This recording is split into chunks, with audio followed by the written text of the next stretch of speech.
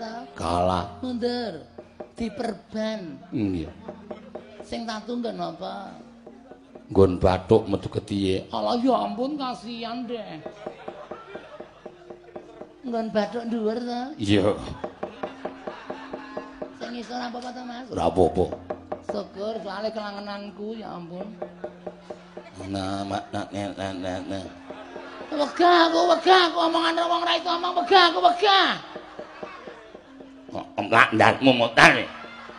Ora ngomong enak itu ora maknya namanya. Ya ampun prajurit tunggal Malaya kalah kabeh. Nek aku ora maju, aku ora sing nenggalangi kridaning prajurit sing neneka saka Ndwarawati Mandura karo ngendi? Lupa aku.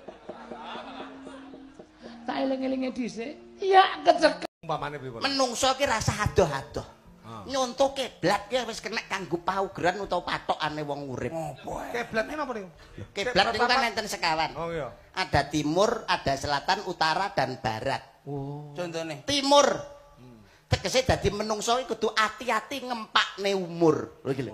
Oh berarti nek cetekane menungso iki lak ngempakne. Cetek ngono min plus. Urutne terus.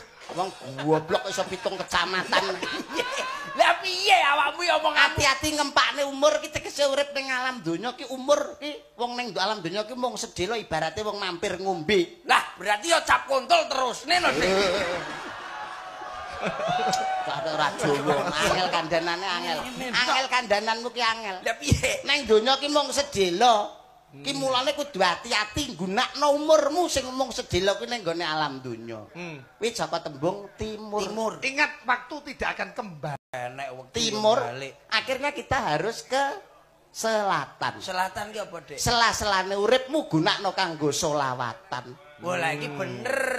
Wong nek selawatan gelem maca selawat insyaallah mesti entuk syafaat kok saka Kanjeng Nabi Muhammad sallallahu alaihi wasallam. Allahumma shalli ala Muhammad. Alam selele. Iki Dik, Iya, Dik, iya, Dik. Iki lho, bener iki. Sakwise selatan? Lah betul Pak Eko, Lah betul. ora iki ngerti kok sakwise selatan. Aku takok lho. Pak Eko iki sakwise selatan. Walah.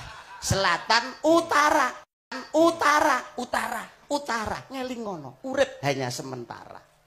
Urip hanya sementara. Omong sedela. Mong sedela. Berarti lah sementara digietne lak ndablek lak cara aku ya. Aduh. Lah aku ning kono gak enek. Kudu hati-hati, masalah urip hanya untuk sementara. Lagi ngeten Pak Eko. Menurut panjenengan pripun? Leres Mas Yudo. Betul Pak Eko. Ayo. Sing terakhir Barat ki saka tembung bar lan rat.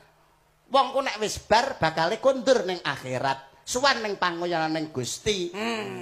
Alias mati. Oh, alah wong urip ning alam donya iki kabeh Bakale mati. Hulu nafsi dha'iqatul maut. ya ampun apa Dik kuwi Dik? Pucet deke, pucet. Alah.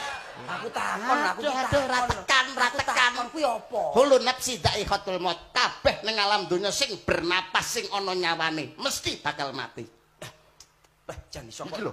Contoh iki lho. Roh aku roh. Berarti sampean somben mati. Nyontoh aku angel ra umum. Somben sampean ya mati no, Dik. Mati. Pak Eko barang ki nuwun sewu. sedaya sing urip Mati mesti lho. Sakmene mbane. Betul Pak Eko, betul. Iya ya roh lah Pak Eko ki bener kok rumah aku. Lak mung genah-genah nih. Pak Eko betul Nuwun Mas. sewu. Berarti sedoyo yang ngene iki Mati kabeh iki lho sing rupane ayu, sing rupane ganteng.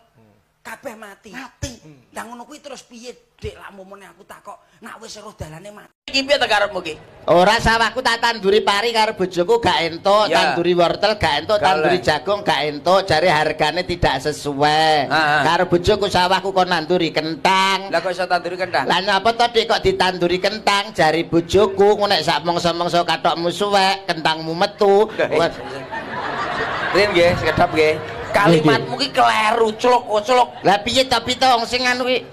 Ditanduri kentang. Sak mongso-mongso katokmu suwek ya ampun. Maksudnya ora ngono kuwi. Lah piye to wis bener. Komalan mandeke ki aja ning kono kuwi. Sak mongso-mongso nek katoke suwek kentangku metu. Iya geceken kentangmu kuwi. Maksudnya ki sak mongso-mongso panenanmu kentang metu, katokmu suwek, dienggo tuku kentang ngono lho. Dienggo tuku katok enggo nutupi kentang lho. Angel lho momon, angel bahasa momon karo ki sing angel kowe kuwi.